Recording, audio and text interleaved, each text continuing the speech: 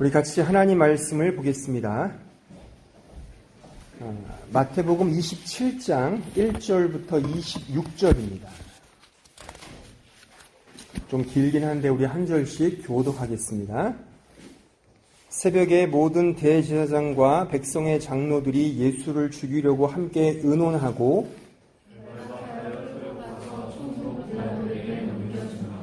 그때 예수를 판 유다가 그의 정죄됨을 보고 스스로 뉘우쳐 그 은 30을 대제사장들과 장로들에게 도로 갖다 주며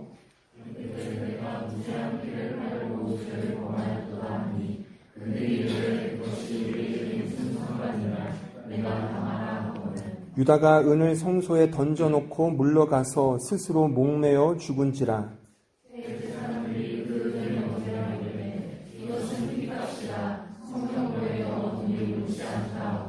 의논한 후 이것으로 토기장에 밭을 사서 나그네의 묘지를 삼았으니 이에 선지자 예레미야를 통하여 하신 말씀이 이루어졌나니 일러스되 그들이 그 가격 매겨진 자 곧 이스라엘 자손 중에서 가격 매긴 자의 가격 곧 은 30을 가지고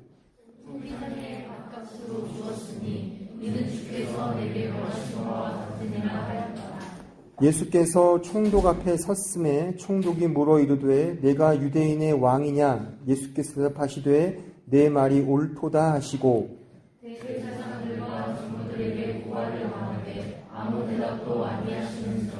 이에 빌라도가 이르되 그들이 너를 쳐서 얼마나 많은 것으로 증언하는지 듣지 못하느냐 하되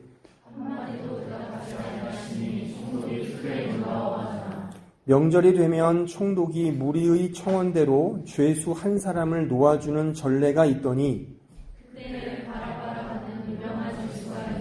그들이 모였을 때에 빌라도가 물어 이르되 너희는 내가 누구를 너희에게 놓아주기를 원하느냐 바라바냐 그리스도라 하는 예수냐 하니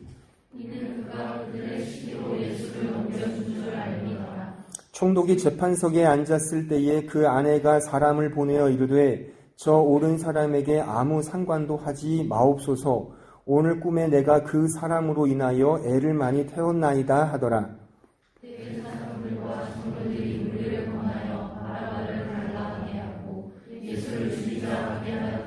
총독이 대답하여 이르되 둘 중에 누구를 너희에게 놓아주기를 원하느냐? 이르되 바라바로소이다.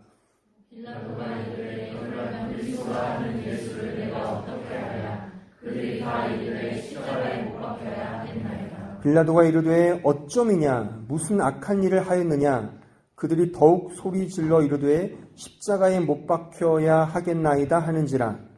빌라도가 아무 성과도 없이 도리어 밀람이 나르는 것을 보고 물을 가져다가 우리 앞에서 손을 씻으며 이르되 이 사람의 피에 대하여 나는 무죄하니 너희가 당하라. 백성이 다 대답하여 이르되 그 피를 우리와 우리 자손에게 돌릴지어다 하거늘 십자가에 못 박히게 넘겨주니라. 오늘 우리가 살필 주제는 본디오 빌라도에 관한 내용입니다. 물론 오늘 이 긴 구절 속에는 가룟 유다가 이제 자살하는 장면도 등장하고 또한 예수께서 빌라도 앞에 서서 여러 가지 대화를 나누는 장면이 등장하는데 이 가룟 유다에 대해서는 제가 예전에 그 설교를 한 바가 있고 그때 나름 소상하게 가룟 유다의 의미 또한 그의 신앙의 내용을 통해 우리가 배워야 될 영적 교훈에 대해서 제가 설교한 바가 있습니다. 그것을 참고하시고 오늘은 엄밀히 말하자면 이제 1절과 2절 그리고 11절부터 등장하는 이제 빌라도에 대한 내용들 26절까지 이제 빌라도가 예수님을 공식적으로 십자가에 넘기는 이 내용에 대해서 우리가 좀 생각해 보고자 합니다. 본디오 빌라도는 당시 유대의 총독이었습니다. 이 당시가 로마가 그 팔레스틴 지역을 다스리던 시대였기 때문에 이 총독을 파견을 했습니다. 그러니까 로마 황제 이 가이사의 어떤 그런 그 명을 받아서 이제 그 유대 땅을 총괄하는 그런 사람이 바로 이 본디오 빌라도였습니다. 따라서 이스라엘 사람들은 자치권이 없었습니다. 그러니까 누구를 벌 주고 형벌을 매기는 일을 스스로가 할 수 없었습니다. 그래서 꼭 어떤 형벌을 가하기 위해서는 총독의 허가 내지는 총독의 명이 있어야 됐습니다. 그래서 우리가 지금 읽어서 알듯이 그 당시 대제사장과 백성들의 장로들이 예수를 붙잡아서 이제 빌라도 앞에 간 겁니다. 가서 이 사람을 죽여주십시오라고 이렇게 이제 그 고발을 한 거죠. 그런데 빌라도가 그 당시 유대의 총독이었기 때문에 예수에 대한 소문을 모르진 않았겠죠. 어느 정도 알고 있었고 이 사람이 어떤 영향을 끼치는 인물이었는지는 아마 뻔히 알았을 것입니다. 미리 조사를 했겠죠. 그런데 조사를 해도 이 사람은 죄인이 아니었던 거예요. 어떤 누구를 죽였다든가 강도짓을 했다든가 어떤 사람들에게 사기를 친다든가 이런 게 아니라 그냥 구약 성경 말씀을 가르치고 조금 더 진보적이고 조금 더 혁명적인 말씀이긴 하지만 그것이 꼭 그렇게 죄라고 말할 수는 없었던 것이죠. 그래서 빌라도는 이 사람은 죄가 없다. 그래서 이렇게 풀어주려고 그렇게 의도를 갖고 있었습니다. 심지어 그의 아내까지도 이제 와서 그렇게 말을 하는 거잖아요. 이 사람은 옳은 사람입니다. 이 사람을 죽이시면 안 됩니다. 어제 꿈에 나타났는데 이 사람인지 뭔지는 모르겠지만 어쨌든 꿈에 뒤숭숭했다는 거잖아요. 그러니까 이 사람을 결코 해하지 마십시오. 라고 말하는 거죠. 그러니까 빌라도는 원래 죽일 마음도 없었고 형벌을 가할 일도 없었습니다. 근데 당시 유대인들이 막 들고 일어나는 거죠. 저 사람을 죽여라 막 그러는 겁니다. 그래서 나름 꾀를 낸 것이 뭐냐면 어떤 절기 때 사면권을 이제 내는 겁니다. 그래서 이 명절 때 이렇게 어떤 죄수를 풀어주는 그런 관례가 있었던 모양입니다. 그러니까 지금 우리도 마찬가지죠. 무슨 8.15 광복절날 어떤 그런 특사 같은 게 있잖아요. 이렇게 좀 사면해 주는 거 있잖아요. 그런 것처럼 이제 빌라도가 꾀를 내서 그 당시에 모든 사람들이 다 아는 유명한 죄인, 바라바, 그리고 예수. 그러니까 이 빌라도 입장에서는 설마 이 왼수인 바라바를 풀어달라고 하진 않겠지라는 그런 아마도 그 예측 속에 이런 제안을 했는데 어떻게 되는 것인지 유대인들은 바라바를 풀어주고 저 예수를 십자가에 못 박아라 이렇게 요구한 것입니다. 그래서 이제 빌라도가 가만 보니까 밀란이 일어날 것 같아요. 막 들고 일어나니까 이게 위험해서 하는 수 없이 이제 물을 가져다가 이게 그 관습이 그랬던 모양이에요. 물을 가져다가 자신의 손을 씻고 나는 죄가 없다. 이 사람에 대한 나는 어떠한 그 죄도 대가도 없다. 너희들의 문제다라고 하여 이런 퍼포먼스를 한 이후에 이제 채찍질을 그 형벌을 내리고 결국 십자가에 못 박는 그런 선고를 내립니다. 그러나 빌라도의 의도와는 상관없이 이제 수천 년, 2000년이 흘렀잖아요. 그러니까 수백 년, 2000년이 흐르는 지금까지도 우리 모두는 다 본디오 빌라도에게 고난을 받으사 십자가에 못 박혀 죽었다.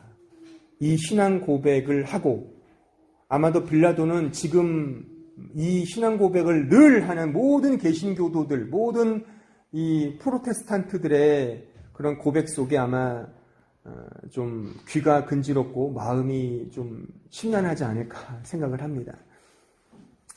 그러니까 아내 말을 잘 들어야 되는데, 그죠? 아내가 하지 말라고 할 때 하지 않았으면 좋았을 텐데, 그러니까 이게 일련의 전말입니다. 이 사건의 전말인데, 사실 요한복음 18장 28절부터 19장 16절까지는 요 내용이 더 자세히 기록되어 있습니다. 한번 나중에 읽어보십시오. 다른 각도에서 요한이 섞긴 했지만 아주 상세하게 기록이 되어 있거든요. 우리가 지금 살피고 있는 이제 오늘은 빌라도, 지난주는 이제 베드로, 또한 예전에는 또 가룟 유다처럼 등장하는 인물들을 우리가 살피고 있는데 한결같이 다 예수님을 배반하고 또한 예수님을 팔고 또한 예수님을 십자가에 못 박도록 선고한 이런 인물들의 모습들을 보면서 우리가 배우고 깨우쳐야 될 내용은 무엇이냐면, 과연 이들은 어떤 신앙의 칼날을 가지고 있었기에, 어떤 신앙 생활을 하고 있었기에 이러한 결단과 결정을 내렸는가라고 하는 질문인 것입니다. 그러니까 오늘 등장하는 이 빌라도를 사실 한마디로 말하면 이 사람은 현실주의자였습니다. 제가 판단하는 바로는 그렇습니다. 많은 책들을 보고 또한 성경을 묵상한 바로 우리 용어로 한번 바꿔보면 이 본디오 빌라도는 매우 현실주의적인 사람이었다라고 말할 수가 있습니다. 옳은 것이 뭔지는 알고 있었습니다. 오늘 본문으로 말하면 예수는 죄가 없다는 것을 알고 있었습니다. 심지어 요한복음에 보면 이렇게 대화가 있어요. 예수님에게 대하여 진리가 무엇입니까? 라고 묻기도 해요. 그러니까 그만큼 이 본디오 빌라도의 마음속에는 진리에 대한 추구함도 있었고 진리를 알고 싶어하는 욕망도 있었고, 또한 지금 붙잡혀 온 예수가 결코 죄인이 아니라 정말 진리를 추구하는 어떤 선생님이고 어떤 귀한 하나님의 일꾼이라는 사실을 알고 있었습니다. 그러나 그는 예수를 십자가에 못 박도록 선고했습니다. 알고 있고 문제가 뭔지는 알지만 지금 눈에 보이는 막 유대인들의 반란, 밀란, 아우성, 막 거친 반항, 반발 이런 것들을 목도하면서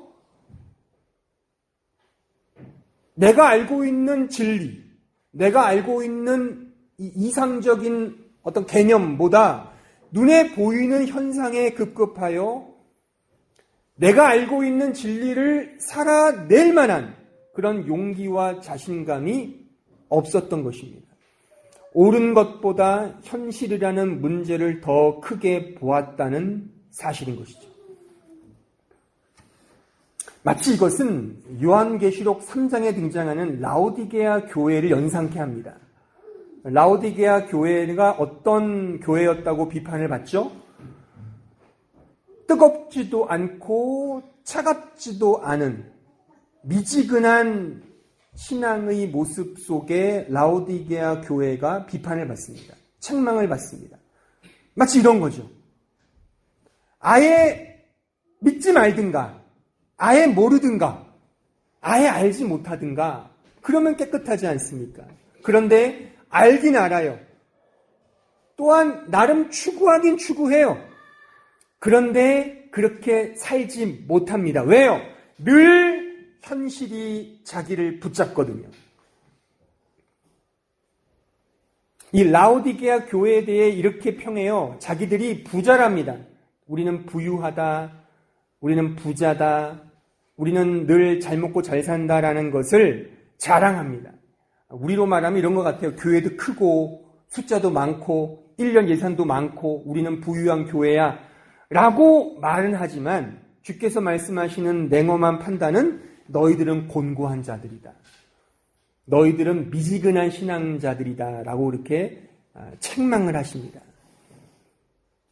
이 현실주의적인 신앙의 형태를 가지고 있는 자들에 대하여 주님은 동일하게 그렇게 말씀하신다는 사실인 것입니다. 본디오 빌라도, 더 나아가 베드로조차도, 또한 그 당시 모든 제자들은 다 어떤 의미에서 현실주의적인 신앙의 태도와 자세를 견지했습니다. 주님이 옳고 주님이 바르다는 것은 알고 있었지만 현실이 너무 무서운 거죠. 그러니까 매우 현실적이죠. 이 인물들이 말이죠. 그러니까 저는 사실 이렇게 이 본문을 읽거나 또는 복음서를 좀 읽다 보면 사실 솔직히 제 마음속에 이렇게 다가오는 인물들은 베드로라든가 또는 의심 많았던 도마라든가 심지어 이 본디오 빌라도로 이렇게 감정이입이 돼서 너무 친근함을 느끼는 경우가 많아요. 현실적이니까. 그러니까 우리도 그렇잖아요. 언제나 주님을 사랑한다, 주님을 알길 원한다, 주님을 위해 더 헌신한다라고 마음은 굴뚝 같지만 언제나 그렇게 살지 못하게 하는 게 왜 그렇습니까? 눈에 보이는 현실이 그렇지 않기 때문에. 언제나 먹고 사는 문제, 이 세상에서의 여러 가지 문제들이 우리의 발목을 잡습니다. 우리의 허리를 붙듭습니다. 우리의 목을 막 휘어감아요. 그래서 그렇게 못 살아요. 이 현실주의적 신앙생활의 가장 전형적인 모습을 우리는 이 본디오 빌라도를 통해 볼 수가 있습니다. 조금 더 본론에 들어가서 구체적으로 이 현실주의적 신앙생활의 특징을 저는 3가지로 좀 정리를 해봤습니다. 그 첫 번째는 상대적이다라고 하는 것이죠. 현실주의자들은 혹은 현실주의적 신앙 형태를 가지고 있는 신자들의 특징은 상대화시킨다라고 하는 거죠. 사실 이 말은 나쁜 말이 아닙니다. 어떤 의미에서 현대의 삶을 살아가는 매우 의미 있는 처세술이 아닌가 생각합니다. 그렇잖아요. A의 문제와 B의 문제가 충돌할 때 우리는 어떻게 하죠? 우리는 가장 지혜로운 게 뭐예요? A도 좋고 B도 좋은 적절한 균형을 이루는 것을 우리는 좋아하죠. 좀 나쁘게 말하면 이게 미지근한 거죠. 이것은 비아 메디아도 아닙니다. 제가 언젠가 말했던 중용, 기독교적 중용을 말하는 것이 아닙니다. 분명히 절대적 진리가 있습니다. 그러나 절대적 진리보다도 현실의 상황이 더 크기 때문에 그 현실에 따라서 가면을 바꿔 쓴다 이거죠. 구한말 제국 국가들이 이 한반도를 집어삼켜 먹으려고 할 때 그 당시 그 제국 국가들의 부역자들은 어떻게 했습니까? 조선시대를 관통했던 소위 사대주의, 중국을 본국으로 섬기는 이 사대 사상이 가득했잖아요. 그러니까 당시의 위정자들은 조선의 백성들을 위해 살아가는 것이 아니라 언제나 모든 예의를 중국에게 바치는 그런 사대주의가 팽배했었습니다. 그런데 중국이 힘을 잃었죠. 그때 등장했던 제국 국가가 러시아잖아요. 그러니까 다 러시아를 섬기는 거죠. 하지만 러일 전쟁에서 일본이 이겼습니다. 그래서 그 부역자들은 또한 일본에게 우리나라를 갖다 바쳤지 않습니까? 지금은 어느 나라로 바칠까요? 뭐 뻔하죠, 그죠? 그러니까 이게 다 어떤 절대적 진리는 중요하지 않습니다. 현실이 무엇이 대세냐? 거기에 따라서 살아가는 거죠. 그러니까 다 상대적인 것입니다. 절대적 진리가 있을 수 없습니다. 하지만 우리 기독교는 절대적 진리가 있습니다. 본질이 있습니다. 제가 언젠가 말씀드렸듯이 본질에는 일치를 해야 되고요. 그렇다고 비본질도 있습니다. 비본질에는 다양함을 추구해야 되고요. 이것도 저것도 아닌 것에는 이제 자유롭게 혹은 사랑함으로 하는 것입니다. 그러니까 기독교가 말하는 이 진리는 절대적 진리가 있습니다. 그런데 이런 상대주의적, 현실주의적 신앙의 특징은 심지어 절대 진리이신 예수님마저도 오늘 등장하는 본디오 빌라도처럼 다 현실 속에 파묻어서 내가 원하고 내가 요구하고 내가 편한 대로 그렇게 사용하는 그것이 바로 이 현실주의적 신앙의 특징인 것이죠. 또한 이 작금의 이 현대 시대에 가장 피해를 많이 보는 단체요, 공동체요, 어떤 집단은 바로 이 기독교 혹은 우리 교회가 아닌가 싶습니다. 왜냐하면 다른 모든 종교들은 다 다원주의를 선호하거든요. 진리가 많이 있다는 거잖아요. 그러나 우리 기독교는 사실 제가 지난 시간에도 언급했지만 길이요 진리요 생명이신 분은 오직 예수님밖에 없죠. 다른 이로서는 구원을 얻을 수가 없지 않습니까? 그러니까 매우 어떻게 보면 이 현대 사회에 들어맞지 않는 것처럼 보이고 너무 배타적이고 너무 배려심이 없고 너무 이렇게 꼰대처럼 느껴질 수도 있습니다만 그렇다고 해서 우리가 추구해야 될 진리를 양보할 수는 없지 않습니까? 아무리 현실이 그렇다 하더라도 우리가 지키고 추구해야 될 본질, 그것이 있다는 사실을 늘 견지해야 합니다. 그러니까 가장 우선순위에 우리가 믿고 우리가 따라야 할 진리 그 자체이신 예수 그리스도, 또한 그가 말씀하신 이 성경의 말씀을 우리는 추구하고 따라야 한다는 사실이죠. 두 번째 현실주의적 이 신앙생활의 특징을 감각적이다라고 말할 수가 있습니다. 다시 말하면 보고 듣고 느끼는 것이 진리가 되는 세상이죠. 이게 현실주의죠. 그러니까 지금 쉼없이 잡혀온 예수가 옳다는 건 알고 있어요. 빌라도 입장에서는. 그런데 지금 막 밀란을 일으키는 유대인들, 아무리 식민지 민족이라 하지만 저들이 이렇게 막 소위 말해 밀란을 일으키고 반란을 일으키고 막 이상하게 막 복잡하게 하면 저 로마에 앉아있는 황제가 자신을 어떻게 보겠습니까? 야, 본디오, 너는 그까지 유대인도 못 잡아서 이렇게 아우성을 치냐? 야, 쟤 갈아버려. 이렇게 되면 자신의 정치적 힘이 약화되는 거 아닙니까? 그러니까 옳고 그른 게 아니라 지금 현재의 상황, 보고 듣고 느끼는 이 상황에 매이게 되는 거죠. 이것을 좀 고급스럽게 말하면 경험주의 혹은 감각주의라고도 말할 수 있겠죠. 그리고 그 경험주의의 핵심은 그것을 보고 느끼고 경험하는 그 주체인 내 자신이 그 안에 중심이 되는 것이죠. 이것을 좀 달리 말하면 실존주의라고도 합니다. 내가 느끼는 거죠. 내가 존재하기 때문에 모든 것이 있다 이거죠. 그러니까 하나님마저도 나를 위해 존재하는 어떤 신으로 이렇게 설정해 놓는 것이죠. 내가 느끼는 감각의 쾌락, 그래서 극대화시키고 내가 느끼고 싶지 않은 고통을 극소화시키는 이거를 가르는 중심 바로 자기 자신인 거죠. 내가 얼마나 기쁘냐, 즐거우냐, 행복하냐, 그것이 현실인 거죠.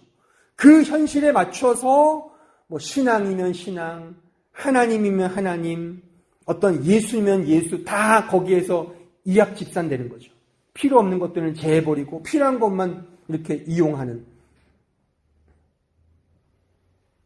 그러니까 빌라도가 그 요한복음에 보면 주님께 물어요, 정말. 진리가 무엇입니까? 그러니까 그 질문 속에는 빌라도가 갖고 있는 영적인 그 열렬함이 있었다고 생각할 수 있습니다. 그냥 여타 지도자가 아니라 정말 뭔가 영적인 것을 추구하고자 하는 그런 마음이 있었어요. 그러나 언제나 현실이 늘 그의 발목을 잡은 것이죠. 그러니까 이런 자기 감각적 행위는 필연적으로 하나의 사상으로 또한 모아지게 됩니다. 그것은 바로 공리주의입니다. 최대 다수의 최대 행복. 그 제레미 벤담이 한 유명한 말이지 않습니까? 그의 공리주의 사상. 그러니까 그렇게 가는 거죠. 그러니까 세 번째 특징이 이어지는 거죠. 즉 기계적이라 이거죠. 기계적이다. 그러니까 상대적 그리고 감각적, 기계적. 이것이 이 현대주의에 매몰된 그런 사람들의 특징이 아닌가. 기계적이라고 하는 말은 인격적이지 않다는 겁니다. 달리 말하면 유물론적이고 굉장히 물질론적인 그런 것이 바로 이 공리주의 사상이라고 말할 수 있습니다. 그러니까 내가 행복하기 위해 모든 비용과 편익에 분석을 해서 그것을 유용하게 해주는 것을 극대화시키고 그것을 이렇게 최소화하는 것을 배제시키는 그게 공리주의잖아요. 지금 자본주의 시장 경제 체제에 살고 있는 지금 이 시대에 너무나 잘 맞는 어떤 기계적 수치가 아닌가 생각을 합니다. 심지어 인권마저도 그 수치 앞에는 맥을 못 쓰죠. 여러분들도 아시겠지만 그 하버드 대학 교수인 그 마이클 샌델 교수가 쓴 정의란 무엇인가 그 책에 보면 그 공리주의라는 한 그 챕터에 이런 좀 의미심장한 사례가 하나 등장합니다. 뭐냐면 배가 난파해서 4사람이 구명보트를 타고 있어요. 하루가 지나고 이틀, 열흘이 지나요. 먹을 게 없어요. 바닥에 나죠. 그러니까 너무 배고프죠. 보름이 지났습니다. 근데 그 중에 어떤 한 고아 출신 청년이 너무 갈증에 못 이겨서 그만 바닷물을 먹은 거죠. 바닷물을 먹으면 안 되거든요. 그러니까 바닷물을 먹으니까 이제 그 배탈이 나고 복통 때문에 죽어가는 거죠. 거의 보름이 지났습니다. 거의 20일 가까이가 됐어요. 그때 그 나머지 3사람이 서로 눈질을 하는 거죠.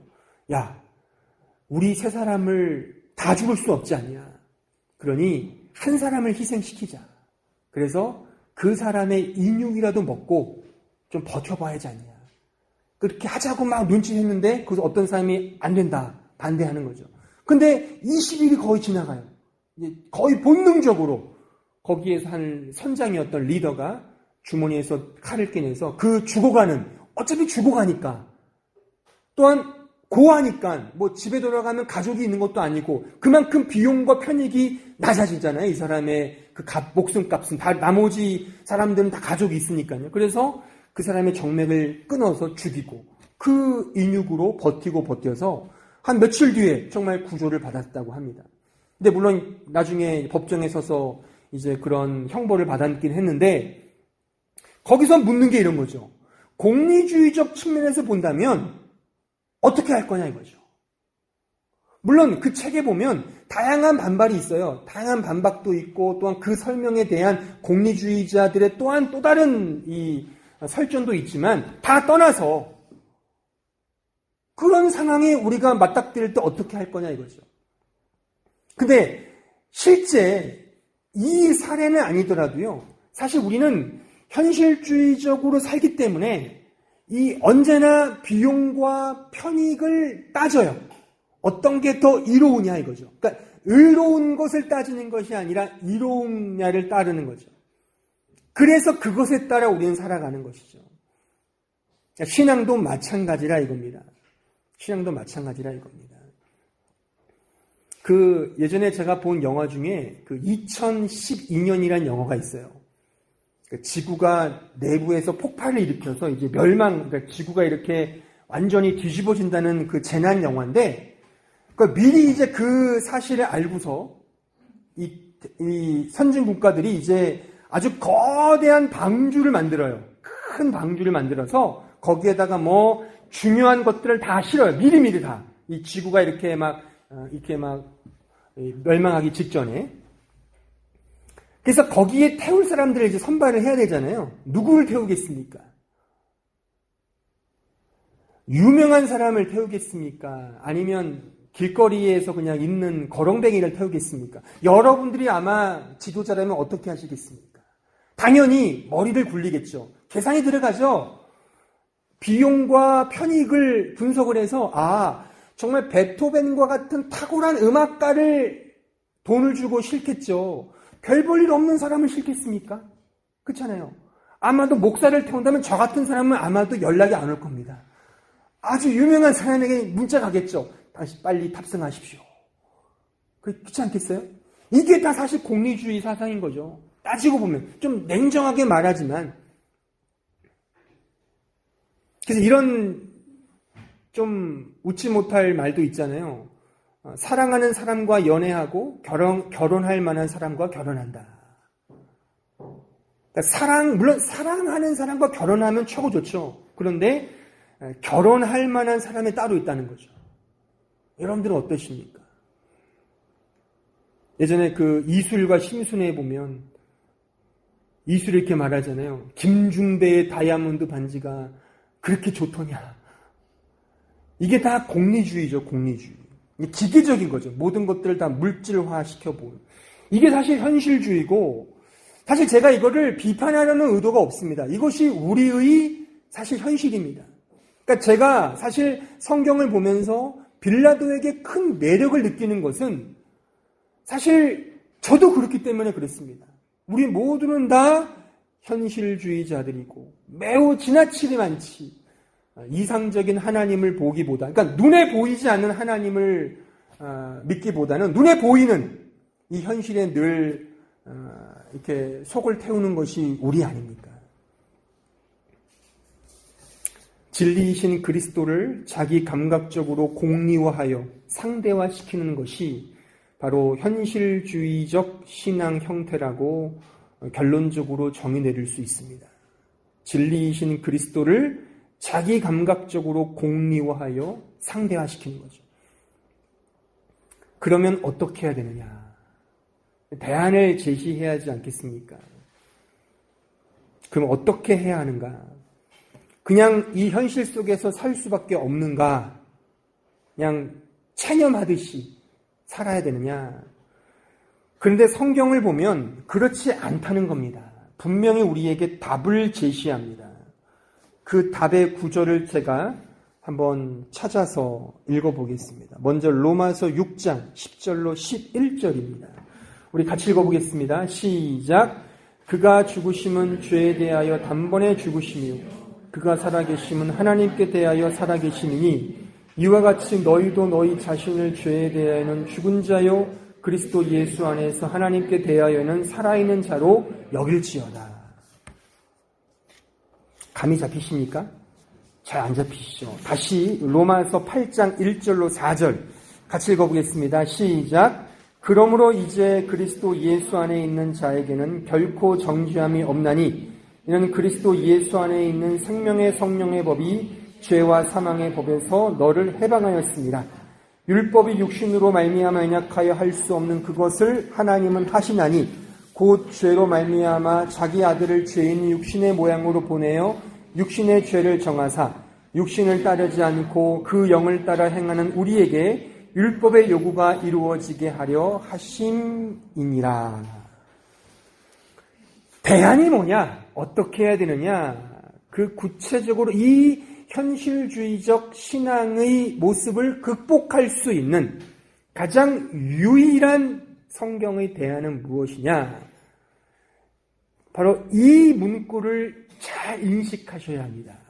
즉 무엇이냐면 신자는 그리스도 안에 현실이 있다 이겁니다. 그리스도 예수 안에서 현실을 이긴다라는 뜻이기도 하죠.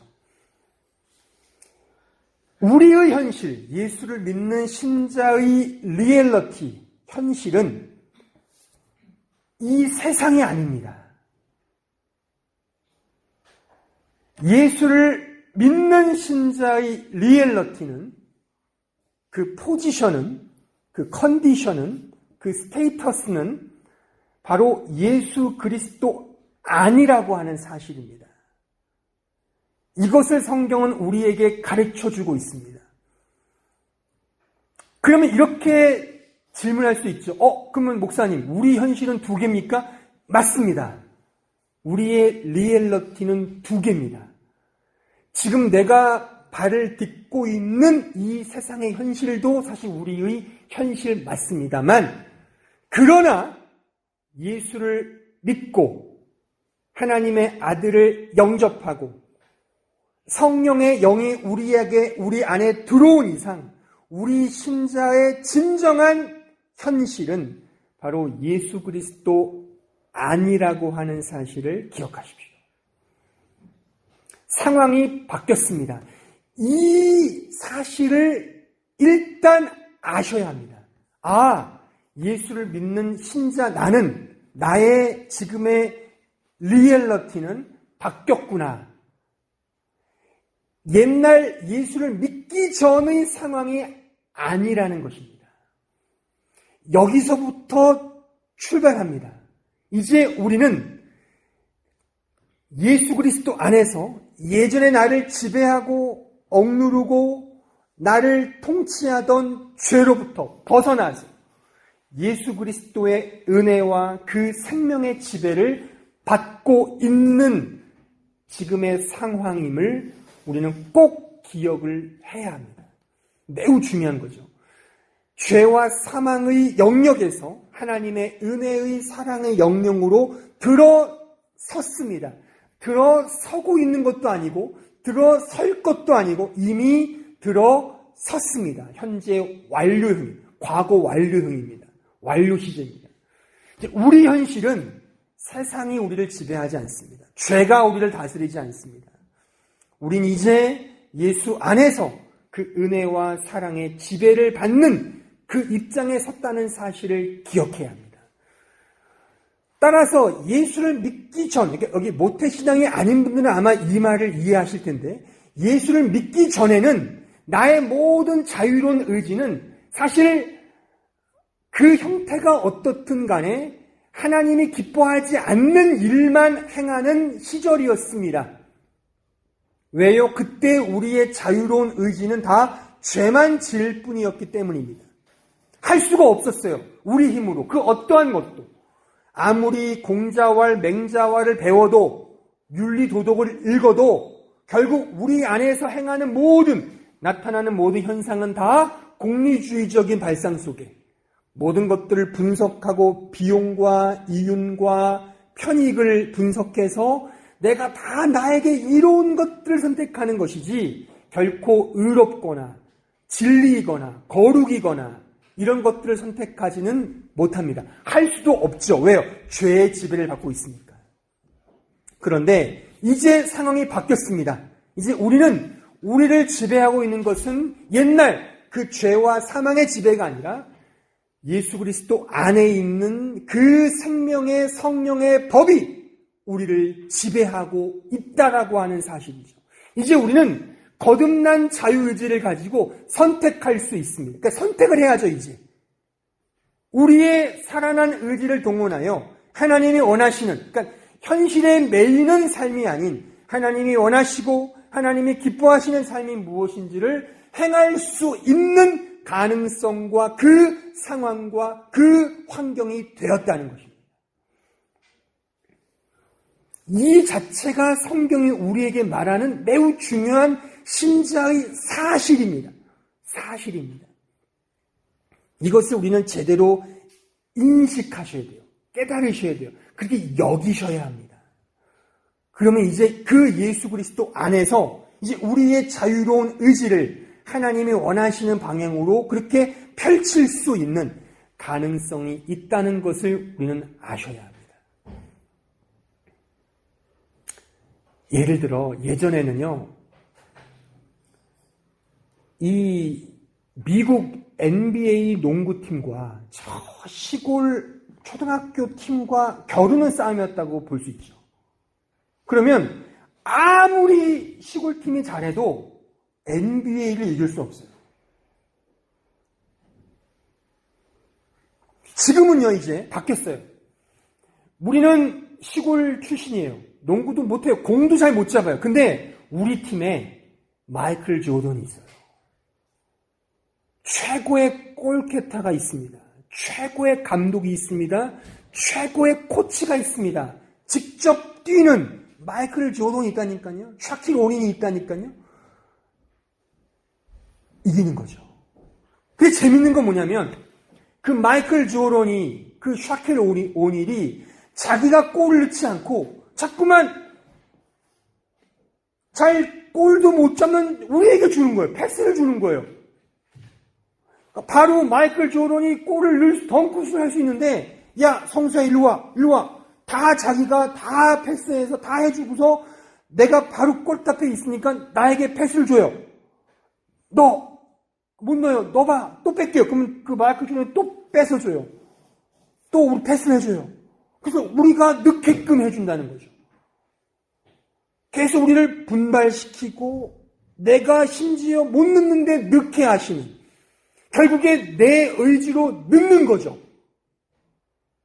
그 싸움이 지금 우리의 신앙의 싸움이라 이겁니다. 그러니까 예수께서 우리의 코치가 되시고 우리의 골키터가 되시며 우리의 감독이 되셔서 또한 직접 우리를 인도하세요. 근데 결정적인 순간에 나에게 패스를 주셔서 내가 넣도록 하시는 거죠. 왜요? 그 믿음과 그 승리가 내 거가 되게 하시기 위해서 그렇게 인도하시고 그렇게 섭리하시는 하나님의 우리를 향한 배려이며 사랑이며 은혜라고 말할 수가 있습니다. 따라서 우리는 할 수 있습니다. 우리의 눈앞에 보이는 현실이 아무리 커도 예수를 믿는다면, 여러분이 정말 예수를 믿으신다면, 또한 정말 고백하신다면 우리의 정체성, 우리의 포지션, 우리의 컨디션, 우리의 스테이터스는 죄와 사망의 지배 영역이 아니라 거기로부터 나와서 이제 하나님의 사랑과 은혜의 지배 아래 있다라고 하는 사실을 기억하십시오. 그래서 이제 우리는 할 수 있습니다. 할 수 있습니다. 너무 지나치게 실패감이라든가 너무 지나치게 패배의식에 사로잡힐 필요 없습니다. 예수 그리스도 안에서 그분을 힘을 얻고 나아간다면 우리는 충분히 아무리 큰 현실이라 하더라도 그 현실을 딛고 좀 더디고 힘들더라도 천천히라 하더라도 조금씩 하나님이 원하시는 삶으로 나아갈 수 있다는 것이죠. 바로 이것이 성경이 말하는 이 현실주의적 삶의 이 현실 속에 매여 있는 우리에게 주시는 바로 성경의 대안인 것입니다. 사랑하는 여러분, 아무쪼록 우리의 현실이 아무리 커도, 그래서 때로는 베드로처럼 주님을 3번 부인하고 저주할 수도 있다고 생각을 합니다. 또한 빌라도처럼 주님을 외면하고 죄가 없는 그분을 십자가에 못 박아야 한다라고 소리치며 그렇게 나아갈 수도 있고 선고할 수도 있습니다. 그러나 기억하십시오. 그래서 주님은 십자가에 죽으셨고, 그래서 우리가 할 수 없기 때문에 내가 노력하고 판단하고 생각해서 한다면 주님이 십자가를 지실 필요가 없었겠죠. 그러나 주님은 그런 우리를 위하여 십자가에 죽으셨고 부활하셔서 이제 우리의 영역이 달라지게 만드셨습니다. 예수를 믿는다는 것이 얼마나 놀라운 능력이며 영광된 자리인지를 깨달으시고 한 주간 살아갈 때에 여러분들에게 거듭난 그 이성, 거듭난 자유의지를 잘 동원하여서 하나님이 기뻐하시는 것이 무엇인지, 현실이 아무리 크다 하더라도 주님이 기뻐하시는 삶으로 내가 조금씩 가기 위해 더 몸부림치시는 주의 백성들이 되기를 진심으로 바랍니다.